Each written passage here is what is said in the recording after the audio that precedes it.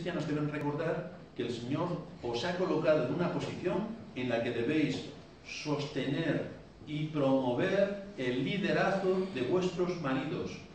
Esto es interesante. Sostener y promover el liderazgo de vuestros maridos. Yo es que soy más inteligente que mi marido, como todo el mundo puede ver, y hago 1000 cosas más que mi marido. Bien, pues utiliza todo eso para cederle el paso, empujarle y que sea tu marido el que esté sacando los temas adelante. Pero no lo hagas tú.